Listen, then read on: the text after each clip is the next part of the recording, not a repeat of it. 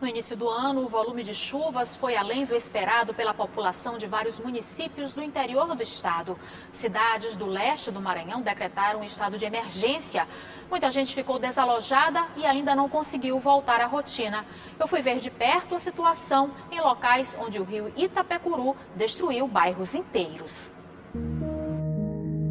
A destruição causada pela cheia do rio Itapecuru atingiu várias cidades da região leste do Maranhão. Em Colinas, os estragos chegaram principalmente em locais próximos a riachos e açudes. Nesta pousada, onde havia também uma criação de peixes, muita coisa foi perdida. Além de cerca de 4.000 peixes, móveis como camas e guarda-roupas viraram lixo da noite para o dia. Seu Juscelino conta que a última inundação aconteceu na cidade há quase 50 anos.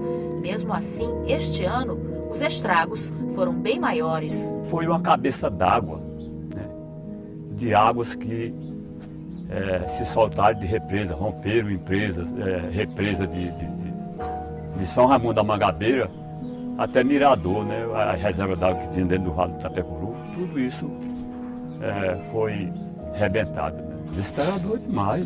À noite aqui você sem saber o que fazer, né, a água crescendo, crescendo, crescendo. Na cidade vizinha, Mirador, o cenário de destruição ainda pode ser visto em vários cantos do município. Onde hoje é apenas terreno, era morada ou comércio, que veio abaixo com a força das águas. Quase 150 famílias ficaram desalojadas. Aqui nessa rua dá para se ter uma noção das perdas enfrentadas por várias famílias aqui em Mirador. Aqui, por exemplo, era uma residência que ficou totalmente destruída por causa da força das chuvas. Seu Manuel conta como foi a reação das pessoas quando perceberam que a casa estava sendo destruída pela cheia do rio. Quando chegou, o pessoal tudo era chorando, só a gente correndo de todo jeito, e a água chegando e o pessoal só olhando, sabe aquele negócio que a pessoa parece que fica hipnotizado, entendeu? A água aumentando, em vez de cuidar, quando for cuidar, o carro não entrava mais. De acordo com o levantamento divulgado pelo Corpo de Bombeiros, em Mirador, 148 famílias foram desalojadas e 23 desabrigadas. E há uma estimativa de que cerca de 700 pessoas foram afetadas pela cheia do rio. Agora, o Corpo de Bombeiros trabalha para que as famílias recebam mantimentos e trabalha também no monitoramento do rio Itapecuru. Faz o monitoramento do rio em 2 momentos do dia, de manhã e à tarde. A gente vai verificar o nível do rio, tem uma régua ali de metragem, né, que a gente vai, tanto pela manhã quanto à tarde, verificar o nível do rio. Então, nosso serviço meramente é preventivo e ações humanitárias, levar alimento às pessoas que foram atingidas diretamente ou indiretamente com as cheias que aconteceram aqui, as enchentes que aconteceram aqui no município. Na Secretaria Municipal de Assistência Social, várias pessoas chegam em busca de roupas que estão sendo doadas para quem perdeu praticamente tudo que tinha. Dona Madalena está nessa situação. Ela continua abrigada em uma escola pública com a família, esperando a chance de ir para uma casa paga pelo aluguel social. Dona Madalena conta que teve que sair da residência, que ficou na iminência de desabar. Quando eu vou no centro, eu vou por outras estradas assim, porque eu tenho medo de passar lá, não estou pronta para não passar assim.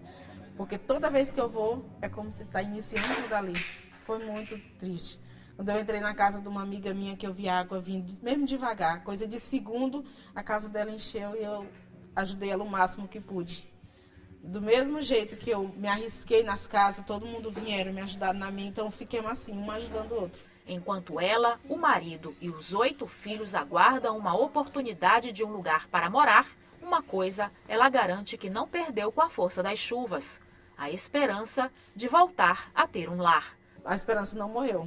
A esperança é que Deus toca no coração de muitos lá fora que mande socorro pra gente, porque o ruim não foi só naquele momento que as casas perderam, o ruim está sendo agora. O difícil está sendo agora. Porque as casas que tinham disponível para aluguel, e muitos amigos também deram as casas para ajudar o próximo, foi tudo ocupado. Agora o socorro que a gente quer mesmo é a moradia fixa, porque para alugar mesmo não tem mais.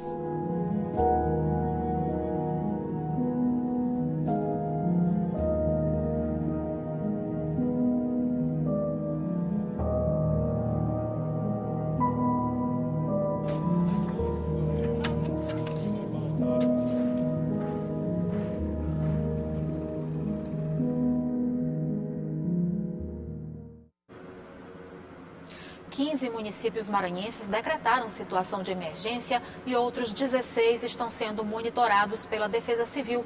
Por isso, ações como humanitárias continuam sendo feitas nas cidades atingidas como forma de amenizar os prejuízos das comunidades ribeirinhas. E os produtores de hortaliças também estão enfrentando problemas por causa do volume de chuva. Muita plantação foi perdida, o que ocasionou escassez dos produtos nas feiras e mercados.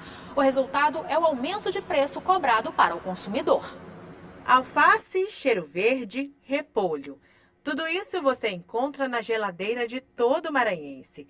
Mas as chuvas em excesso têm causado preocupação e prejuízo na produção de hortaliças, segundo produtores, e prejudicando o negócio de quem trabalha no setor. Com a baixa qualidade dos produtos e a falta deles, os horticultores precisam comprar de outros produtores fora do estado para atender a demanda que aumentou. Seu Manuel sabe bem disso.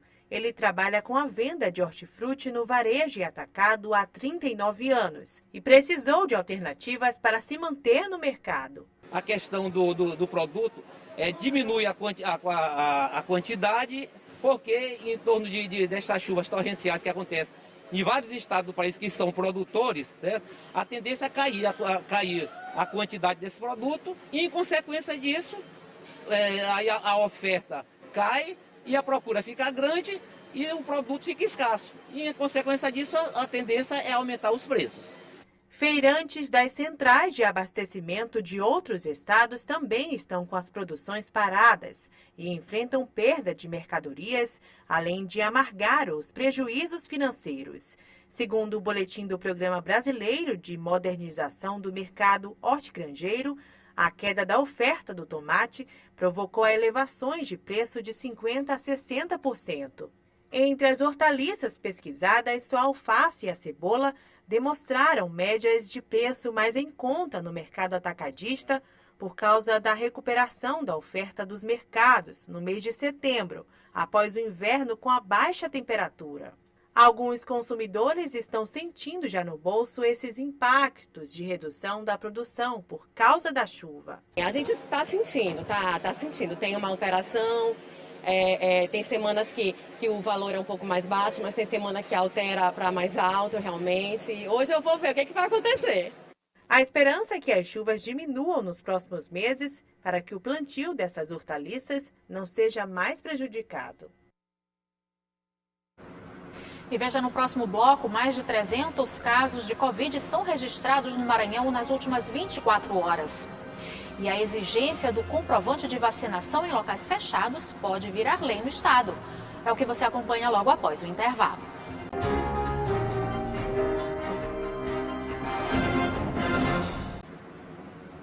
Hoje à noite tem Esporte em Debate, que destaca a abertura do Campeonato Maranhense de Futebol e a participação do piloto Marcelo Medeiros, sexto colocado no Paris-Dakar 2022. Gregório Dantas e Juraci Filho dão um recado. Oi, gente, passando para fazer um convite bem especial. Hoje tem Esporte em Debate, aqui na tela da TV Assembleia, canal 9.2. E vamos destacar, entre outras coisas, a abertura da temporada 2022, que não foi boa para o Moto, né, Guilherme? É verdade, Juraci, o Moto não conseguiu vencer o São José, rapaz, olha lá. Vamos falar de arbitragem, Sim. Muitos casos de Covid, arbitragem. Muitos atos não foram aprovados nos testes físicos, né? Exatamente. Vamos debater isso e vamos falar também do Marcelo Medeiros, destaque brasileiro e internacional. Exatamente, o Marcelo Medeiros terminou em sexto no Rally Dakar. O mais importante do mundo, né? Exatamente. Tudo isso e muito mais no Esporte em Debate. Esperamos por sua audiência. Até lá. Até lá.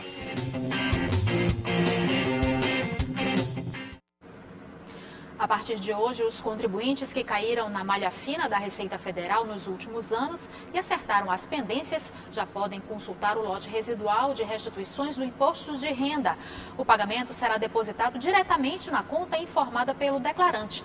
Para fazer a consulta, o contribuinte deve acessar a página da Receita na internet gov.br/Receita Federal. E de acordo com a Secretaria de Estado da Saúde, mais de 300 casos de Covid foram registrados nas últimas 24 horas no Maranhão. Nenhum óbito foi notificado. De acordo com especialistas, quem não completou o ciclo vacinal está mais suscetível à doença. Por isso é importante estar com a vacinação em dias. Os números da Covid-19 no estado voltaram a chamar a atenção. Segundo dados do mais recente boletim epidemiológico da Secretaria de Estado da Saúde, foram contabilizados mais 304 casos, sendo 170 na Grande São Luís, 63 em Imperatriz e 71 nas demais regiões. A boa notícia é que nenhuma morte foi registrada nas últimas 24 horas. Mas a taxa de letalidade da Covid-19 no Maranhão, por sua vez, está em 2,76%. E o número de casos ativos voltou a subir. Agora são 4.256 casos ativos. Deste total, 3.931 pessoas estão orientadas a ficar em isolamento domiciliar. 173 estão internadas em enfermarias e 152 pessoas em UTIs. Um dado importante é que estudos apontam para o pico da doença no mês de fevereiro. E quem não completou o ciclo vacinal vem sofrendo mais, como observa este médico. O que já dá para perceber é que os casos graves, realmente, a grande maioria dos casos graves que estão internados são realmente de pessoas não vacinadas ou com uma dose só, ou seja, não vacinadas. E que a tendência de maior internação são dos não vacinados e mesmo os vacinados que internam têm um curso mais leve, ou seja, ele tem uma chance de alta muito mais acentuada em relação aos não vacinados. Outro dado que vem preocupando é quanto ao número de leitos ocupados na rede privada da capital. Veja que nos 5 hospitais, apenas a Clínica São Marcos possui um leito de UTI disponível. No UDI Hospital, não há vagas em UTI nem em leitos clínicos. O secretário adjunto de Estado da Assistência em Saúde falou sobre este momento da pandemia no Estado. Fazendo uma comparação com o mesmo número de atendimentos que a gente tinha na primeira e segunda onda, isso, ao mesmo número de atendimentos que a gente tem hoje, isso não se reverte no número de internações que a gente tem, nas solicitações de leito. Então, isso muito provavelmente por conta da vacinação e por conta dessa variante ser mais transmissível, mas menos letal, menos pessoas precisam da necessidade de oxigênio, de medicação. Aqui em São Luís, a Prefeitura da capital recebeu mais 40 mil testes para diagnosticar a Covid-19. É que nos últimos dias a procura tem sido bastante intensa. Aqui no Socorrinho do bairro do São Francisco, desde o início da manhã, a movimentação tem sido esta aqui, ó.